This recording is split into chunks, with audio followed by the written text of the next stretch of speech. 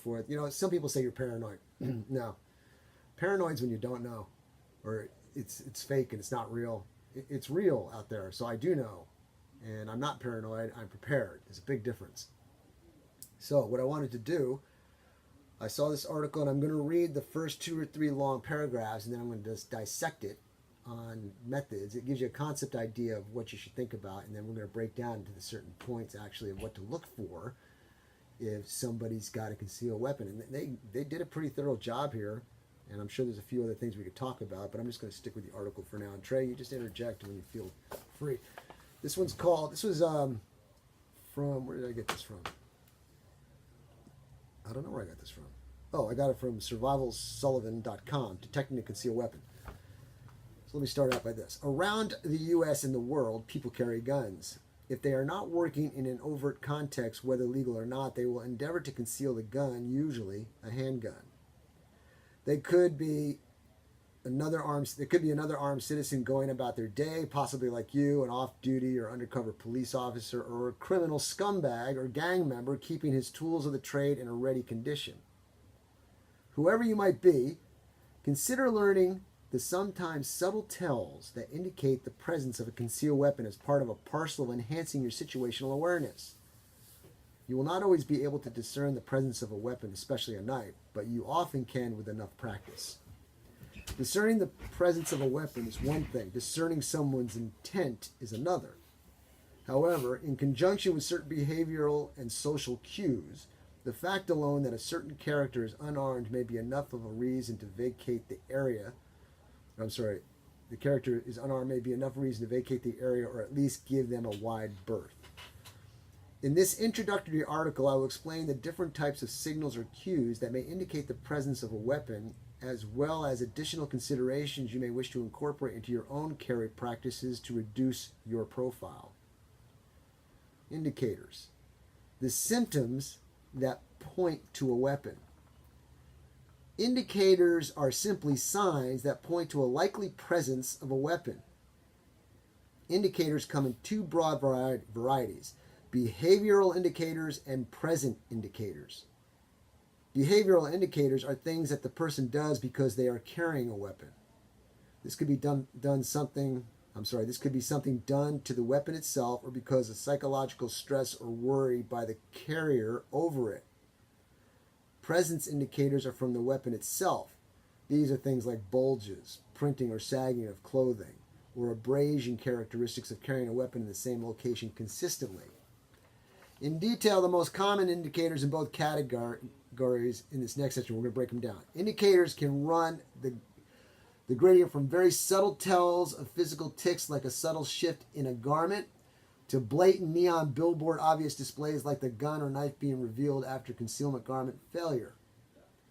Many times, 1 or 2 subtle indicators alone will not be enough to say for certain someone is concealing a weapon, but in conjunction with analysis of their attitude and setting, it may be enough for you to make a determination that they are a probable carrier.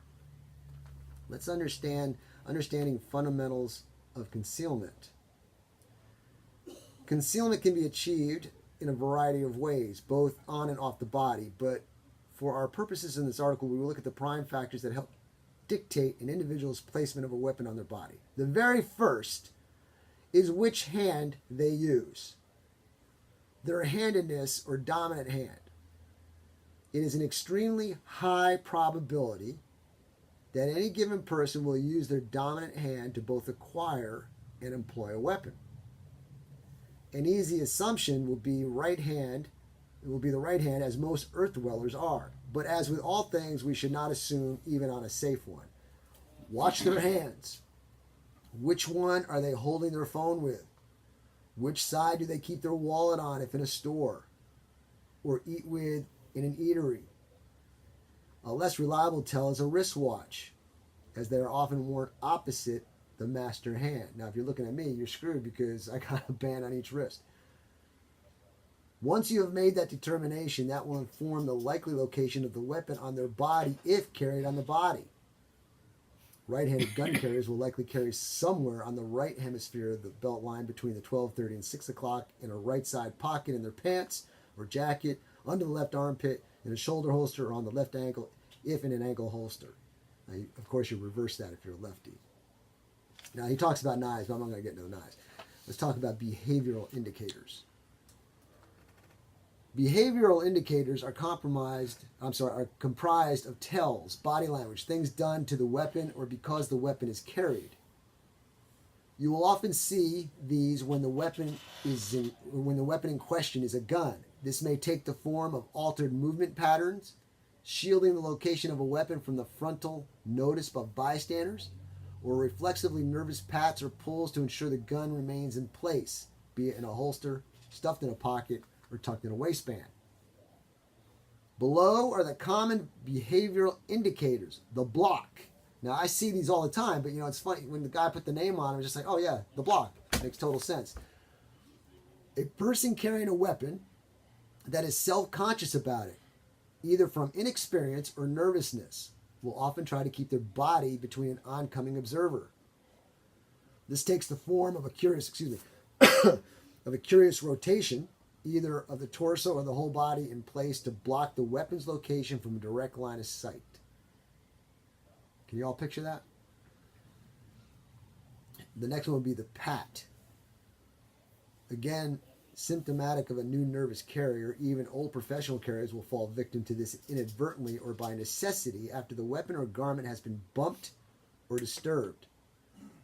This indicator takes the form of exactly what it says on the header, a hand patting or brushing the location of the weapon to confirm either its continued presence, concealment status, or simply for mental reassurance. Then we have the swerve. The swerve here would be people that carry a weapon on their hip will often develop a movement quirk when in close quarters to people or objects on the side the weapon is carried on. Due to the fact that the weapon, especially a gun, again, increases the width of the hips, most carriers will invariably go through a period where the weapon will smack into people, countertops, door frames, and the like with a loud clunk or a clang until they learn to account for this instance. Okay, now the adjuster. I see this one a lot. The adjuster, often seen when someone is carrying a gun, even light guns are heavy and usually uncomfortable. Adding insult to injury, unless carried holstered on a good gun belt, they have an aggravating tendency to slide, shift, rotate, and flop in pockets or waistbands. You'll see the carrier reach for the gun, adjust it to or fro to reposition it in order to increase comfort and security. Here's an interesting one. A clipped stride. This one can be subtle. Expect to see someone carrying a gun or a large knife on belt line or ankle show a somewhat shorter stride in the side that they have the weapon, i.e. a right-handed carrier with the weapon located accordingly will not step as far with their right leg compared to the left leg and typically not swing their right arm as far as they would the left arm.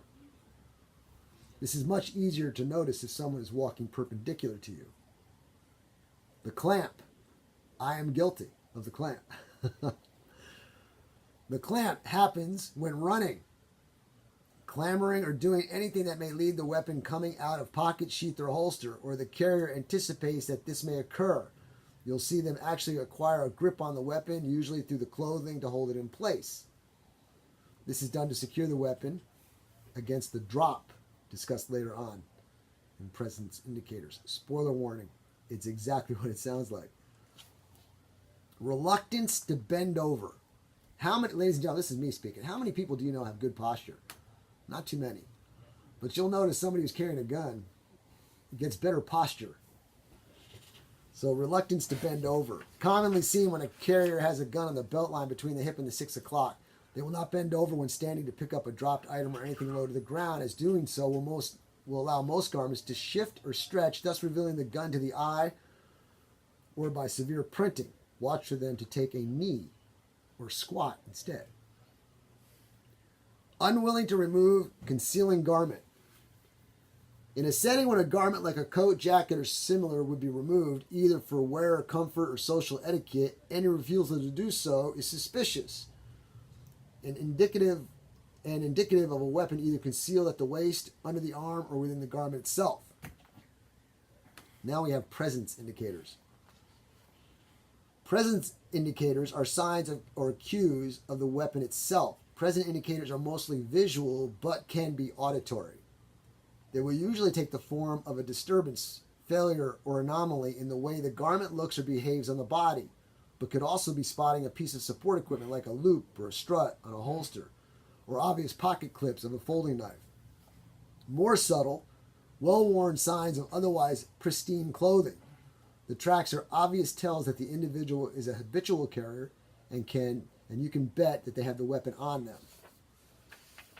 Unusual wear. If you carry a pocket knife with a clip regularly, take a look down at the pocket you carry it in. Notice anything? See that little patch of frayed fabric and loose stitching? That's our snitch, an indicator even if you don't have the knife in place. Same applies for the guns. They'll create unusual, well-defined wear marks on belts and waistbands of pants, as well as nibbling little pinholes in the concealing shirts or jackets. With a good eye, these wear indicators are easily spotted. The clunk, we talked about this earlier. My favorite and the one I'm most alert for in public settings like a restaurant. Anyone who carries a gun, but sometimes a larger knife or behind the hip, who sits down or leans against a hard surface will create a loud, distinctive clunk sound when their weapon contacts the surface they're sitting on. Keep your ears open next time you are at a restaurant and you'll hear this at least once. Once you notice this, you'll start hearing it everywhere. Chances are you're doing it yourself if you carry a pistol. Don't be that guy or gal. Now to finish up here, don't mind me. The dead drop, the field goal, the oh my gosh. If this occurs in a public setting, the jig is up and someone typically needs to leave the premises. This will occur under a few different sets of circumstances, and this assumes the weapon was not in someone's hand. Something snags the weapon and plucks it from the body, it tumbles on the floor. The weapon was poorly secured, usually in the waistband with no holster or sheath, and it works free under movement, falling to the floor. The weapon hits the ground at the bathroom stall because the carrier is pulling their pants up or down or removing an upper garment, dislodging the gun. Don't laugh. It's shockingly common. Pray it does not happen to you. If this happens, the carrier is usually mortified, and if a good guy will promptly apologize and head for the exit. Now, fanny packs, luggage indicators. Ladies and gentlemen, if you're wearing a fanny pack, ladies can get away with this probably, but guys, if you're wearing a fanny pack, it's got a neon sign that reads gun. So, in my humble opinion, scrap the fanny pack. Positive confirmation. Now that you know what seasoned professionals, experienced bad guys, and clever civilian carriers look for, you can reverse engineer your approach to ensure you prevent or minimize the indicators on your own person. In conclusion, nearly any concealed weapon can be detected under the right conditions if you pay attention. Conversely, a skilled carrier with an easy-to-conceal weapon can keep it hidden until it's deployed at speed. Improving your skills at weapon detection is just another component of situational awareness to increase your chances of identifying an attacker before they strike, or keep tabs on who else is in the room and respond to a criminal act. You can practice these skills anytime you're around strangers in a public setting, and also use them to sharpen your friends, partners, and your own concealment methodology. I thought that was a very interesting article.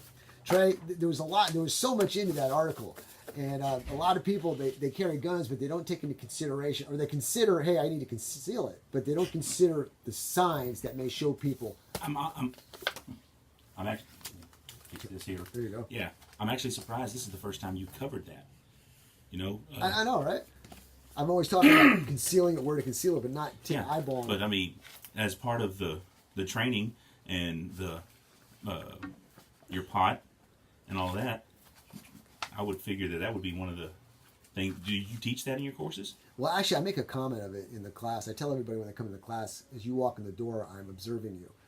I'm watching your personalities. I watch how you dress. I look for weapons. So I mention it, but I don't go into detail about it, which I should probably start doing. Yeah, that seems like, as far as perception of threat goes, you want to know there's a threat there.